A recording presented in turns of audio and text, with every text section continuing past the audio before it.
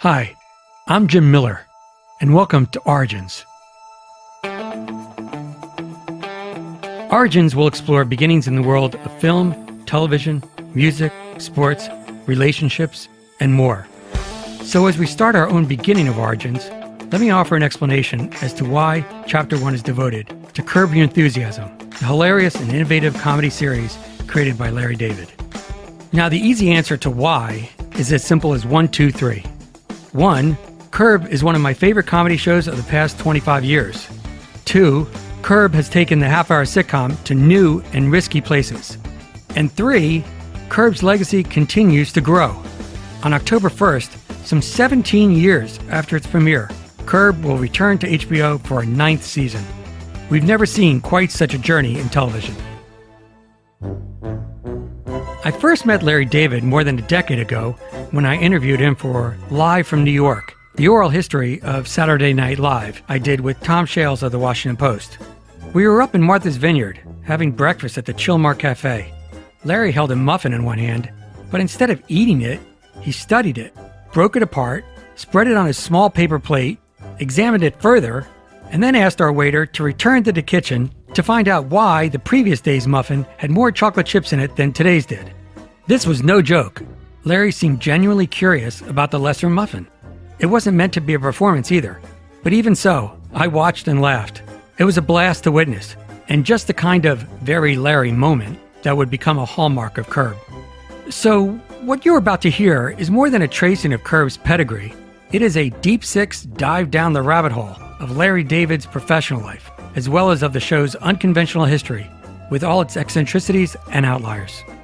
We'll hear not only from Larry himself, but also from Cheryl Hines, Susie Essman, Richard Lewis, J.B. Smoove, Bob Einstein, and many other members of the Curb congregation. Oh, and one final note. In addition to these 5 episodes of Curb, this month we will also be releasing all the full-length individual interviews right here in your Origins podcast feed. We're calling them Origins Originals. Not surprisingly, we start episode 1 with Larry. And my first question to him was, how would you characterize your state of mind after you left Seinfeld? Yeah, I finished Seinfeld, then I did a movie. My state of mind was fine. I mean, I was thinking about what I was going to do next, and I started to focus on stand-up because I hadn't done it in 10 years, and I thought it was time that I should give it another shot. And Jeff Garlin was in the office next door. He was working on something with, I think, Alan Zweibel. I would go in there and we would always talk, and Jeff said, "What are you working on?" And I said, "Well, I think I'm going to do some stand-up. I hadn't done it in 10 years. And he said, "You should film it." I thought, I don't know. That idea didn't really appeal very much to me. I didn't really want cameras in there following me around, whatever. He said, "Yeah." He said, "You should do it as a documentary and I'll direct it." I said, "Nah, I don't think so." On Curb Your Enthusiasm, Larry David comes off as a guy who not only avoids attachments, but would cross Pacific Coast Highway on his hands and knees to avoid bumping into an old buddy. But in so-called real life, Larry isn't quite as standoffish. In fact, to this day, he maintains at least several important friendships that have survived over decades. Exhibit A, neurotic comic Richard Lewis. We were born in the same ward 3 days apart. We went to a camp when we were teenagers and were arch rivals and never saw each other until we became best friends 13 years later. I was a comic a few years before, and he was a fan, and then became best friends. And I'm a recovered addict for like 23 years, so I might have been drinking one night toward the end. He lived in a dump about a block from the Improv. So I'd hang out, and I looked at him one night, and he scared me. And we were best friends. Literally, we were inseparable. And I said, we retraced our childhood, because I said, "I know you from somewhere, and it's killing me." And we got to our teen years, and I said, I went to this sports camp upstate New York. Ironically, I think if that's even the right word, it was New York Military Academy, where President, that's the right adjective, Trump's father sent him to military school in the summer. It became the grounds for one of the greatest sports camps in history, called Camp All-America. And Larry and I went there, and we despised one another. Fights, beanballs, you name it. When I mentioned I went to Camp All-America, and he says, "So did I." I went, wait a minute, you're that Larry David? And we almost, he doesn't remember that I wanted to have a fist fight immediately. It triggered it. But it was 1,000,000,000 to 1 shot that we were the same guys who 13 years prior despised one another, and now we were best friends. It was quite a bond. Alan Zweibel was one of the original band of writers on Saturday Night Live, where he became a Gilda Radner whisperer of sorts, and later co-created It's Garry Shandling Show with the late, great, and inventive stand-up comedian. Zweibel is also a best-selling author who served as a consulting producer on Curb and made his on-screen Curb debut in season 8, choking on a sandwich. I've known Larry since 1974. We both started at the clubs around the same time, and I was just this big Jewish gag writer who was writing jokes for Catskill comedians for $7 a joke. And I said, no, I'm not going anywhere with this. This is horrible. And I found out that there was a place called Catch a Rising Star, another one called The Improvisation, where the new comics, this was the new launching pad. This was the new Catskills, if you will, because by the time I got to the Catskills, it was dead. Anybody there who was going to be a star already went on to be a star. And I wanted to speak to people my age. So I took the jokes that they wouldn't buy from me, these old guys, and I went to the Improvisation with the plan of going on stage and delivering my jokes with the hopes that a manager or an agent would like what they heard and represent me to get a TV writing job. This experiment lasted, I want to say, about 7 months. And then Lorne Michaels came in looking for writers for this new show that he was going to have premiere in the fall called Saturday Night Live, and I got the job. And so my time at the Improv, those 7-8 months, whatever they were, was not only short-lived, but I made 2 great friends during that time. One was a guy who was also starting out named Billy Crystal, and another guy named Larry David. Larry's early stand-up routines were the opposite of what many comics do. They get on stage looking to make people happy, and in return, be loved. But Larry wasn't trying even to be liked. He wasn't seeking the crowd's approval, and was far from pandering. He was telling them what he thought was funny. And if they liked it, fine. And if not, well, too bad. Well, you seem like a very nice audience tonight. I'm wondering, in case I break into some Spanish or French, may I use the familiar to form? That was a bad start. It was a bad start. Now, Larry, we took an immediate liking to each other. It was so odd. And I found myself, as did everybody else, and I'm sure anybody else will speak to, who remembers Larry from back then, he was the comic's comic. We would all sit in the back of the room and watch Larry, listen to Larry. There was something about him that was on a different plane than everyone. You know, you can usually, in comedy, throughout my career, any show I've done and anything I've been involved in, whether people like to admit it or not, there's a little bit of a competition. You know, you sit at a read-through and you go, I could have thought of that. Or you watch a show, you go, gee, I had that same idea. Oh, man, why didn't I get to do that first? Larry, there was no competition because he would think of things that if I lived to be 1,000, I just sat back and enjoyed the ride because I wouldn't be able. I mean, back then he had hair like Larry Fine from the Three Stooges. He had wire-rimmed glasses, and he wore a green army fatigue. I think he was in the reserves or something that said L. David over here. So he looked a little bit different than everybody else. There was something a little wild about him, but it was controlled wildness. But he'd get up on stage on a Friday night, and he'd look at the audience.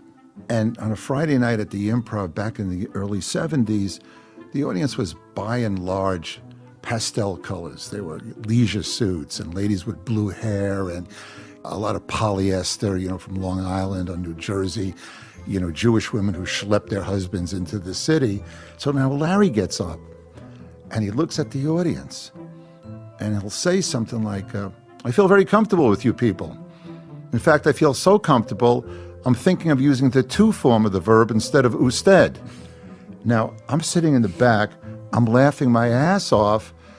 A, I thought it was hilarious. And B, the audience is an oil painting. They're looking at him, they have no idea who this guy is, what he just said, what it means.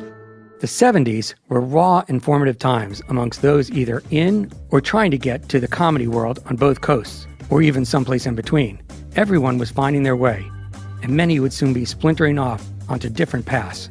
Chris Albrecht was barely 2 degrees of separation from Larry David. My interest into the improv came through a guy named Bob Zmuda, who I met doing summer stock in Mansfield, Pennsylvania, in summer of 73, and we were both trying to be actors, and he said, he wanted to move to New York, and that we would become roommates, and that we should put together a comedy act and go to the improv because people were getting TV shows, comics were getting TV shows out of their act on the improv. Freddie Prinze, Jimmy Walker, Gabe Kaplan. And so we got a really crummy apartment, rehearsed in our living room, put together a kind of props, TV commercial spoof, singing weird act, and bizarrely got accepted on our first audition at both the Improv and Catch. Larry was kind of in the same rotation we were. Sometimes we'd go on ahead of him, sometimes he'd go on ahead of us. We were all, really struggling. So I guess I met Larry in 73. So how would you characterize Larry as a comedian in those days? Not funny, bitter, a little hostile, defensive. He talked about sometimes if he just didn't feel like he had it in him that night, or if the audience wasn't responding, he might kind of check out. Were you ever witness to that? Often. I mean, the problem was later when I was running the club and he would do that in front of a full house. Because, there was a lot of the comedians, especially, after the first couple of years, comedians really started to appreciate Larry and become big fans. He was the comics comic. Right. So a lot of the people who were going on in prime time on the weekends especially would say, you got to give Larry a shot, got to give Larry a shot, got to give Larry a shot. And I'd give Larry a shot, and, more than once he really brought the house down. People would leave. And that was exactly, especially during the week, the job was keep the audience as long as possible, sell as many drinks as possible, get as many acts on as possible. So if Larry would kill the crowd, and he didn't kill the crowd so much by his act, he killed up by getting frustrated after a minute or two of his act, throwing down the mic, putting the mic back in the stand and walking off. But when they said he was a comics comic, what part of his act or his sensibilities were they attracted to? I mean, what made him such an outlier? I think there were 2 schools of comedy. One was observation comedy, and the other was first-person point of view comedy. And first-person point of view comedy was certainly considered the higher, harder art form. And that was Larry to a T. I think a lot of people respected that, knew how difficult it was, obviously loved his take and his tone and his point of view. My first showbiz job was in 1981. I got a job as a gopher running errands for Rollins and Joffe, who were actually Woody Allen's producers and managers, but they had a West Coast office. Soon after that, I produced my first film, which was a documentary on the Marx Brothers. And then the Rollins Joffe guys asked me to come back after that as their director of development. Here's Bob Whitey, who directed the documentary, the Curb pilot, and many other episodes of the series. And part of my job at that time was reading scripts. This would have been in 1982, maybe 83. But in any event, a script came across my desk called Prognosis Negative by Larry David.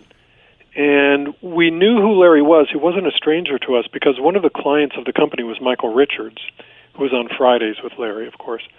So I read the script, Prognosis Negative, and it was one of the funniest scripts I'd ever read to this day. And so, of course, I recommended to the guys that, we meet with Larry and discuss the script and maybe pursue developing it, producing it. So Larry was called in for these meetings. And the script is very dark. It's basically about a guy who can't commit to relationships in his life. He just ruins one relationship after another with women. And he finds out that an old girlfriend of his, whom he, was still sort of fond of, and she was attractive, finds out that she's terminally ill, but she doesn't know it. So he gets the news before she does. So it's sort of the best of both worlds, is he figures he gets back together with her and, can have a fun relationship with her. And then what has she got? 6 months and she's out. One of the long-standing, though unwritten rules of the movie business is that writers write, then serve up their scripts for revision, comment, notes, suggestions, and God knows what else to an army of studio execs, producers, stars, their agents, and of course, directors.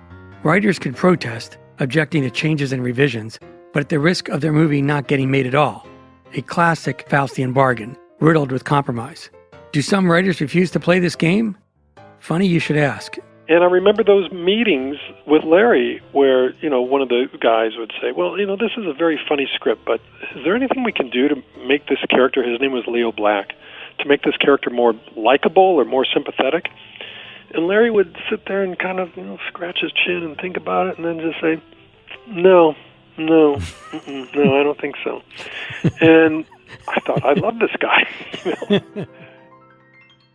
Billy Crystal, Larry, and I shared a suite of offices at Castle Rock. And the irony of it was wonderful because we all started like the same week at the Improv and Catch a Rising Star so many years before. And now here were the three of us, in the same suite. And a guy named Stu Smiley, who was the head of HBO Productions, got a hold of me, asked me if I knew who Jeff Garlin was, and I honestly didn't know at the time. They flew me to San Francisco to see him. He seemed like a really nice guy, and we decided that we would work together. So Larry David and Jeff Garlin hardly knew each other. They just knew each other through me. But Jeff, he told me what the idea was. He told me that it would be a documentary about Larry coming back to do stand-up. Having known Larry and Larry's stand-up routine and uniqueness of him as a stand-up, when you started to think ahead then to what this documentary might be, what were your thoughts? My thoughts were it made me laugh for a number of reasons because it looked to me like it would put Larry in a very reluctant situation, in a situation where he didn't want to do the special. He didn't want to do stand-up. He didn't want to be followed by cameras. So the thought of an uncomfortable Larry David is very, very funny to all of us. So I was a big, big proponent and fan of whatever they were going to hatch. And I went home, I discussed it with my wife, and she said I should do it. And I began to think about it a little bit, and I decided that the idea of just having cameras following me around seemed kind of boring to me. I mean, really, what were they going to see? The stand-up would be okay, because you'd see some progression in the act and all that. So that I didn't mind, but the idea of a camera going into the supermarket with me or on the golf, what are they going to see? There's nothing. It would be boring. And I thought perhaps if I wrote some stories to go along with the stand-up, it would make it more interesting. So the stand-up would be real, but what happened off stage would be made up. And it would be improvised. And if we're going to pass it off as a documentary, it would have to be improvised, because that's the only way to do it. You couldn't do that with a script. So I told this to Jeff, and I said, and you could play my manager. And he said, sure, fine, great. And then Bob Whitey, who I knew from the Rollins and Jaffe office, because I had a project there once, and we got along very well, and he also did a lot of documentaries. I asked him to direct it, and he said he would. In October of 98, I got this call from him, and he said, listen, I've got this idea of doing some kind of a 1-hour special for HBO. And it's a very loose idea, but I want to shoot it sort of documentary style, and I'm thinking that the dialogue should be improvised rather than scripted. But it would be about me going back to do stand-up. I would play myself, and, the story is basically that I'm going to go back to do stand-up, and I have an HBO special pending, but I don't want to do it. But we'd actually go into the clubs, and I would actually perform and do sets. And he asked me if I wanted to develop the idea with him and work on it and then direct it if it got made. Now, from the time before I met Larry, going back to 1982, I had made a number of these comedy documentaries on, comedy legends like the Marx Brothers and W.C. Fields. So he figured, aside from the fact that we were friends, that we had, before Seinfeld, talked about maybe doing something together, that we shared a sense of humor, that we got along, and then there was the added bonus that I made actual comedy documentaries. He thought maybe I could make a fake one look pretty real. So I just said, yeah, of course I'm interested. What do you want to do? And he said, well, come by my office and let's just sort of figure this out. Let's flesh it out a little bit and see what we got. And of course, he was always giving me the caveat that at the end of the day, if he thought we didn't have anything, he wasn't going to do it. He wasn't obligated to do something for HBO. There wasn't a deal yet. Or if there was, he was happy to walk away from it.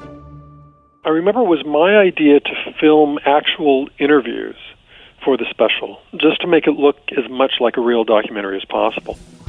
Sometimes a job's greatness can be defined not by how much money you make or whether you're even successful at that job. Sometimes what's most important is whom you meet. Larry's time at the Improv was by no means a grand slam, but he met Albrecht there, and the relationship they began during their time together at the club would prove a gift to both when Albrecht was running HBO. Chris used to be Larry's agent at ICM. In fact, when Larry wrote Prognosis Negative, and I read that script, his agent who scheduled his meeting was Chris Albrecht. Well, we worked together when I was an agent at ICM. This is, I think, before Fridays, and sold a pilot to CBS that he co-wrote with Elaine Pope. We certainly had a relationship, and we'd certainly run into each other, but we didn't really have business together until he, came to me with this idea that he wanted to go out and start doing stand-up again and wanted to chronicle the journey and have a special that was going to be part the making of and part result, which was the stand-up concert itself. And did you love it right away, or did you kind of think about it and scratch your head and think, how is that going to work? Or No, look, the beauty about HBO was you could take chances doing things. It wasn't really much of a chance. Larry had a great reputation. We all thought Larry was hysterically funny. By that time, he was certainly a grown-up. He'd been an executive producer of a show, creator of, one of the top comedies of all time. So this was not a tough decision. It was an easy yes. Let me ask you something, George. You having any personal problems at home? Girl trouble, love trouble of any kind? No, sir. What about drugs? You doing some of that crack cocaine? You on the pipe? No, sir. Are you seeing a psychiatrist? Because I got a flash for you, young man. You're non-compos mentis. You got some bats in the belfry. the origin of Squarespace is not unlike the origins of all great companies. There was a problem, and it needed to be fixed. Let me take you to the University of Maryland. It was 2003, and Anthony Casalina was in his dorm room, and he was frustrated by the poorly constructed and difficult-to-use web and blogging platforms of the day. They weren't intuitive, although, to be fair, the internet of 2003 was hardly the internet of 2017. Now, for some context, Facebook didn't launch until 2004. Snap CEO Evan Spiegel was just 13 years old. This isn't to age Anthony, it's just to demonstrate how ahead of the times he was. He saw a future where individuals and businesses alike would live together on the web. Today, Squarespace's award-winning templates are the most beautiful way to present your ideas online. And it's so easy to create a beautiful website within Squarespace's all-in-one platform. There's nothing to install, patch, or upgrade, and Squarespace provides award-winning 24/7 customer support. Squarespace is used by a wide range of creatives and businesses alike, even authors, podcasters, and comedians. Use offer code ORIGINS for 10% off your first purchase of a website and domain, and make your next move with Squarespace. These days, you can get practically everything on demand, right? Like our podcast. You can listen whenever you want, whenever it's convenient for you. So why are you still going to the post office, waiting online and dealing with their limited hours when you can get postage on demand with Stamps.com? You know that feeling you get when you get things done with just a click of your mouse? It can't get more convenient than that, thanks to Stamps.com. Look, anything you can do at the post office, you can now do right from your home with Stamps.com. Buy and print official U.S. postage for any letter or package using your own computer and printer. And unlike the post office, Stamps.com never closes, so you can get postage whenever you need it, 24/7. Right now, for our listeners, sign up for Stamps.com and use our promo code ORIGINS for this special offer, a 4-week trial including postage and a digital scale. Don't wait. Within minutes, you'll be printing postage right from your desk. Go to Stamps.com, and before you do anything else, click on the microphone at the top of the homepage and type in Origins. Don't forget, it's the little microphone at the top of the screen. That's Stamps.com, enter Origins. You'll never have to go to the post office again. How could this have happened? Well, he'd been logging some pretty heavy hours. First one in the morning, last one to leave at night. That kid was a human dynamo. Are you sure you're talking about George? You are Mr. and Mrs. Costanza. What the hell did you trade J. Buhner for? You had 30 home runs and over 100 RBIs last year. You don't know what the hell you're doing. Larry David's longtime agent and manager, Gavin Pallone. I was an agent, probably somewhere around 91 maybe, and I covered a company called Orion. They had a project called 2 Bits, and they were looking for a director on it. And I read that script, which was written by Larry. And I thought, wow, this is a really good script. I want to try to sign this guy. And then I sort of pursued him to become my client because I thought, well, this guy's a terrific writer. He's somebody I could go get rewrite jobs for. And he had already written the pilot for Seinfeld, and I think they had shot the pilot for Seinfeld at that particular point in time. But I just felt like, well, that sounds like a dog. It doesn't really matter to me. I thought, this is a guy I could get writing work for. So I called him, and he said that he was happy with his agent. And I said, well, come on, just have dinner with me and let me talk to you about it. And, when he learned that there was a free dinner in it, he had dinner with me. And then there was, a very long-term pursuit. It took me about another year and a half in order to sign him. And by that time, Seinfeld had launched? When I met him for dinner, they had shot the pilot and they had ordered 4 more, which is like, it didn't sound good. Right. And then they had decided that they were going to run it in the summer, which is generally the kiss of death. So I didn't know anything about it. I didn't even ask to read the pilot. It was all about my feeling like he was going to be, that he could be a big movie writer. When did you transition from being an agent to a manager? That would have been April of '96. What motivated you to do that, and what were some of the pluses that you thought would be, there for you? I was motivated by the fact that I had been fired, and the pluses were I needed to make a living. As many a Seinfeld fan knows by now, the character of George Costanza on the series was inspired by Larry David's own angst and some storylines and subplots taken from Larry's personal and professional life. But while Jerry Seinfeld played a character named Jerry Seinfeld, who mirrored much of Seinfeld's life, George was not named Larry and certainly not played by Larry David. That was never contemplated. Although over the course of the series, David did contribute a minor cameo or two, as well as the voice of cantankerous George Steinbrenner. This time, for the HBO special, Larry would be on camera. He would be the lead, the center of attention, the star. Once again, Gavin Pallone. I remember when I had dinner with him trying to steal him away from William Morris that he wanted to go back to stand-up after the Seinfeld thing was done. And I said, great, we'll do that, and let's look at your performing career. At that point in time, I had taken people who were writers back into performing. I represented Conan O'Brien when I started. When I signed him, it was a similar kind of thing. He was a writer on The Simpsons, but he wanted to be a performer.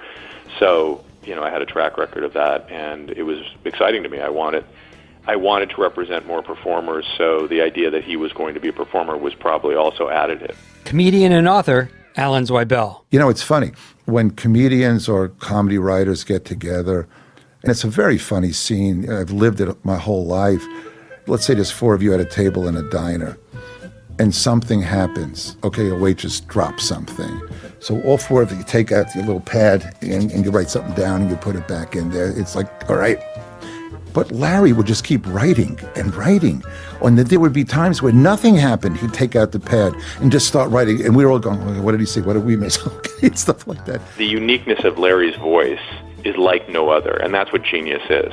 And you don't run into things like that often. Now, the outline for the 1 hour special, which Larry and I created in his room, and I may have even typed it up, was only a page and change. It was like maybe a page and a half for the entire hour.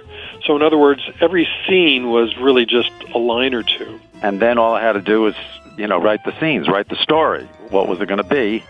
And I wrote a very loose outline, so loose, in fact, that there were parts we didn't even cast. For example, when I was in the hotel in New York, and we did that scene where the person behind the desk asked me about who's paying for the porn or something, we got somebody who worked in the hotel. We didn't even cast it. So that's how loose it was then.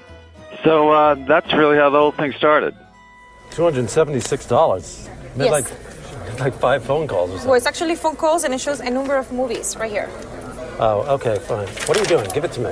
No. HBO pays for the porn. HBO pays for porn. Shut up. Patrick, come here. No. HBO should pay for the porn. The porn? Well, we handle the room and tax, but I can make a call about the porn. Call about the porn. Don't call anybody. I'm paying for it. No, stop it. Stop wasting. What do you waste? Crazy. If I ordered... Shut up! My feeling for the special was, it's not like we were purposely trying to fool anybody, but my feeling was if somebody tuned into this thing and didn't know that that wasn't Larry's wife, because Larry's wife is Lori David, and didn't know that that wasn't Larry's manager, because his manager was Gavin Pallone, that you could watch it and absolutely buy it as being real and think you were watching a real documentary. So that informed the performances. And I think the improvised dialogue certainly helped in that regard. But it also informed the way I would shoot it. In other words, if Larry is walking down the street and then enters a building, the camera would follow him in rather than already be in the building and sort of preset anticipating him walking in, because in a real documentary, you're literally following your subject. When people make things in the comedy world look easy, big things, important things, like acting, it's often because they have done the hard work when you and I weren't looking.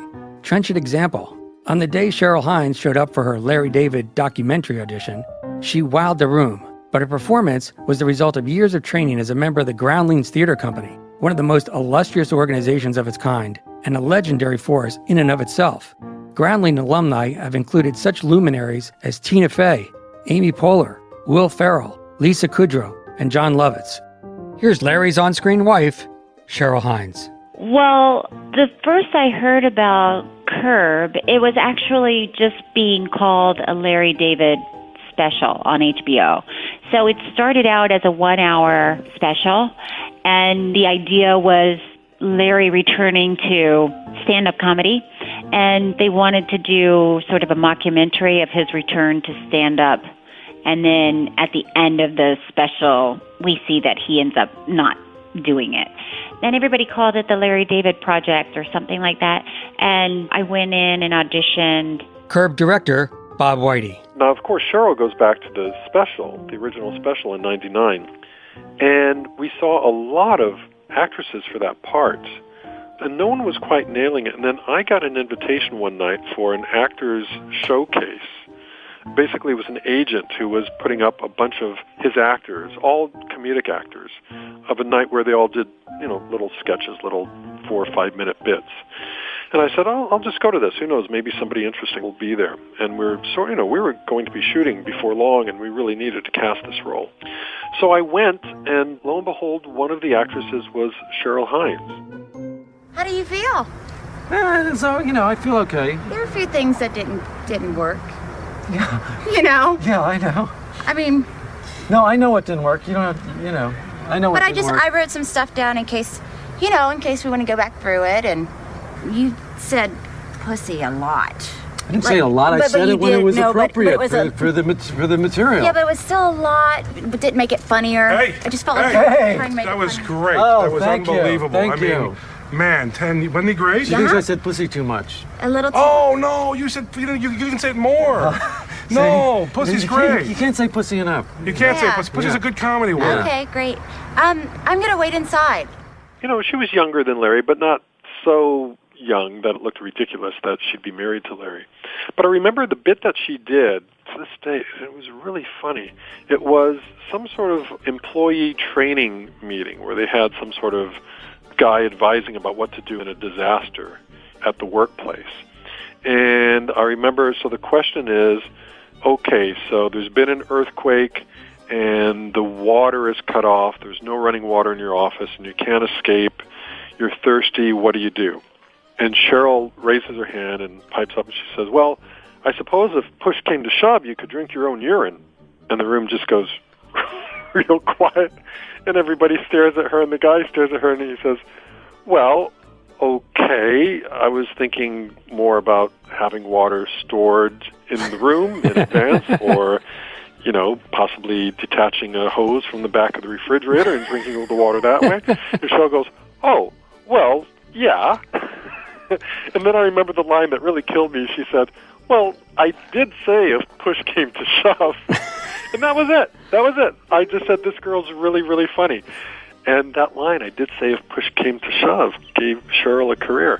I didn't know what I was auditioning for because it was all very vague. And I met Larry, and I really sparked with him. We had a fun time together. It was very relaxed and fun. There were no sides. There have never been sides for actors to read because there's no script. So even when it started out, even the 1-hour special, it was all improvised. So I didn't know anything before I went into the audition other than they said, you're married to Larry, you've heard it all before from him, and you don't take his shit. Because they had told me that she's heard it all from him before, and she doesn't put up with his shit. I knew that I needed to assume a relationship with him, and it needed to be somebody who stands up to him. She played it just right down the middle. She gave him a bit of his own medicine, and it was sarcastic, but it was funny and playful, and you really got that they were a loving couple having a silly little tiff, and that was it. I remember the premise for the audition was not something that was in the show, but just something that Larry came up with as a means to sort of, explore the dynamic with any given actress. And there were two bits. One was Larry's with his wife and it's breakfast time, and they're having cereal, and his wife pours way too much milk into the cereal bowl. And Larry basically says, why all the milk? I mean, you want the milk level to be level with the cereal. Why do you go past the cereal level and add all that much milk? Are you going to drink the milk after the cereal? Just as a means of getting into one of those little petty arguments. And then the other premise was Larry would ask, what's for dinner? And his wife would say, I'm making chicken for dinner. And Larry would say, I thought we had a discussion that I was off chicken. I'm not eating chicken. And again, just to see where it went from there. He told me he wasn't eating chicken anymore. And then he asked me what we were having for dinner. And, I said something like potatoes and green beans and chicken cacciatore. And he said, I told you I'm not eating chicken. I said, you don't have to eat the chicken. And he said, well, why would we have chicken? I said, because everybody else still eats chicken. You don't have to eat it. You just eat more of the other stuff. So that was basically my audition, honestly. Actresses would come in, and very often one of two things would happen. They would either get too angry, and it would turn into too much of a sort of cacophonous argument, or would sort of spin out of control too fast, or the actress playing the wife would just start to get really hurt, almost like she was going to cry. And that's not great for comedy. I mean, for this show, you don't want Larry to really bullying his wife. So we were looking for somebody who would sort of play it down the middle and would just sort of give him back a little bit of what he was giving and just sort of keep it at the moderate tiff level, but just have it be funny. Just as an improviser, you're listening for clues when someone gives you the setup of a scene. So if somebody mentions chicken, you have to use chicken. If somebody said you're a policeman, you have to be a policeman. That has to be in there somewhere. Otherwise, they wouldn't have said it.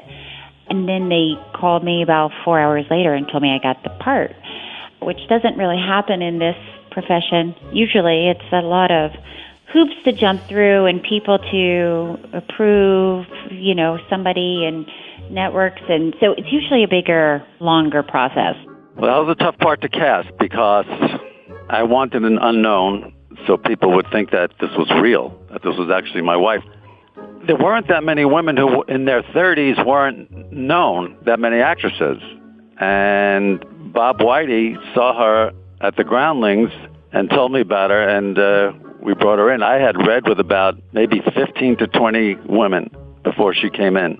And as soon as she started with me, I knew that she was the one.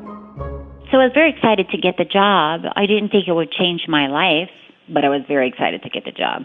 I tried to call back, but they wouldn't take the call. But how did you ask for him?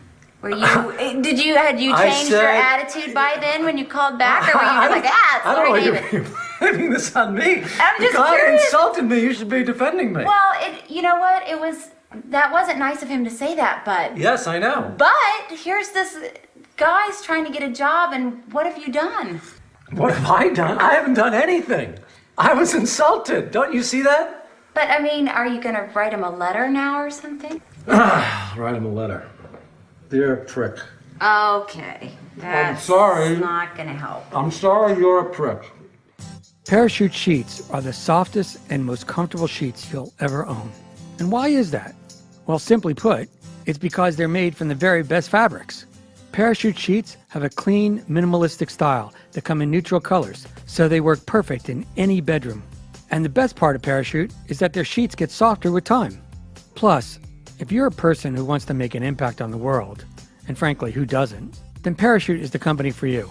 They've partnered with the United Nations Foundation to donate malaria prevention bed nets, and they've already donated 16,000 so far. Here's another great part of the story. Parachute offers a 60-night trial, so if you don't love your sheets, you just send them back, no questions asked. Now, if you're wondering how that makes a positive impact on the world, well, all returns are donated to Habitat for Humanity. and that's a great cause. So don't wait. Visit parachutehome.com/origins for free shipping and returns. Again, that's parachutehome.com/origins for free shipping and returns. It doesn't get any easier. It's time to get better sleep with Parachute. Hey, Mark. Hey, Larry. Hey, how you doing? I'm so sorry to hear about your stepfather. Yeah, thanks. I just got back from Detroit. Oh, no kidding. Wow.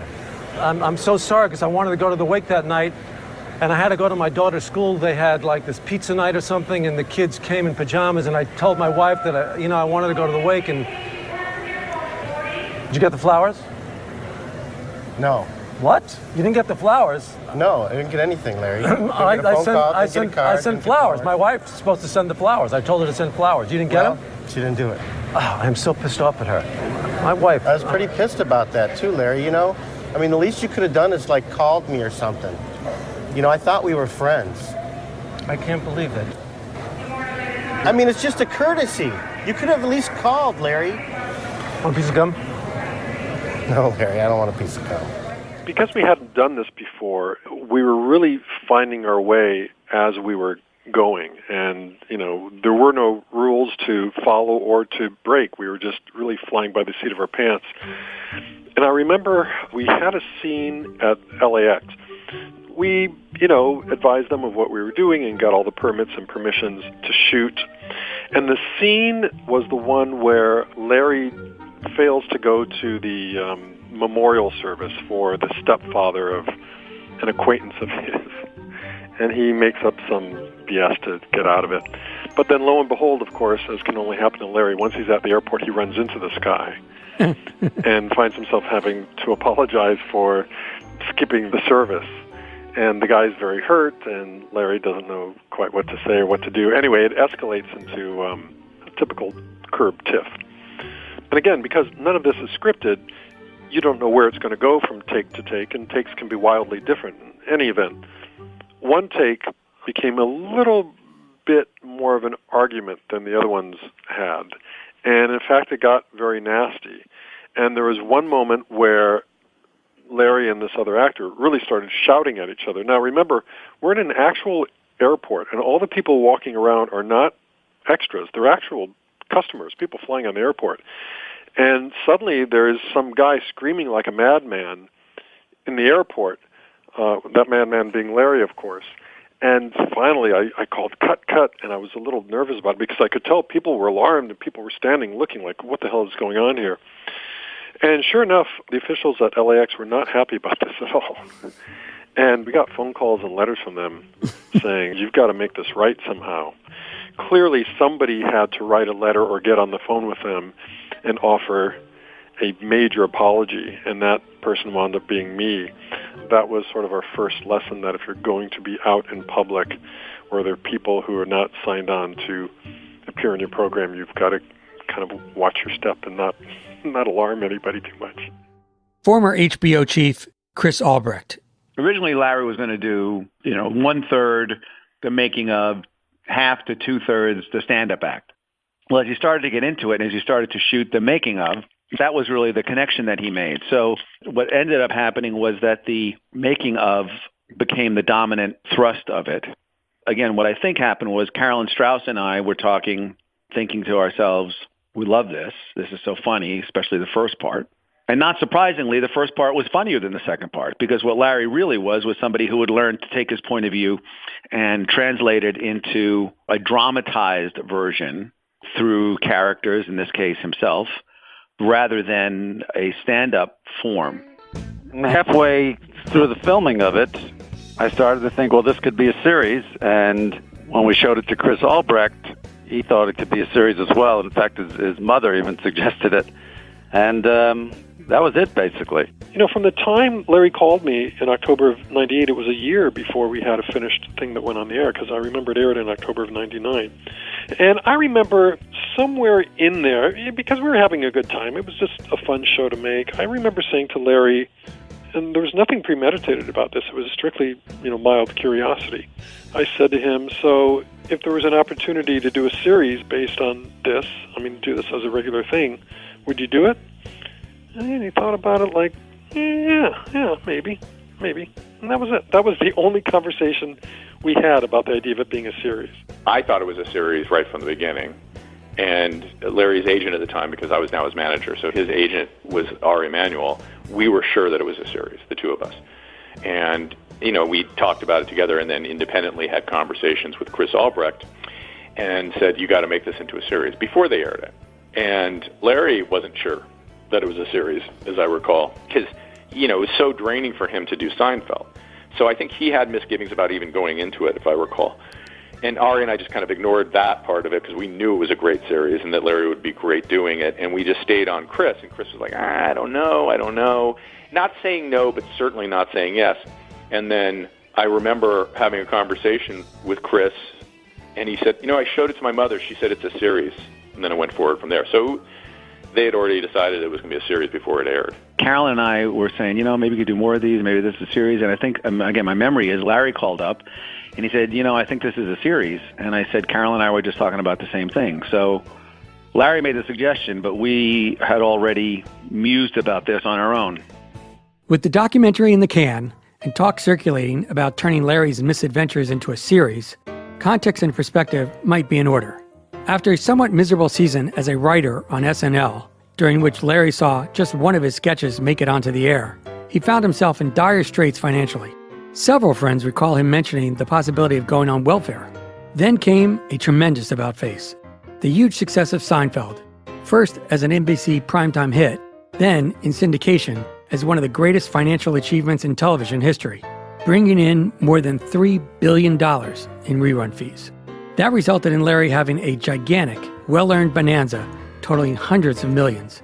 Although, true to his private nature, David always vehemently declines any discussion of specifics. The bottom line remained. Thanks to Seinfeld, Larry David didn't have to work another single nanosecond of his life.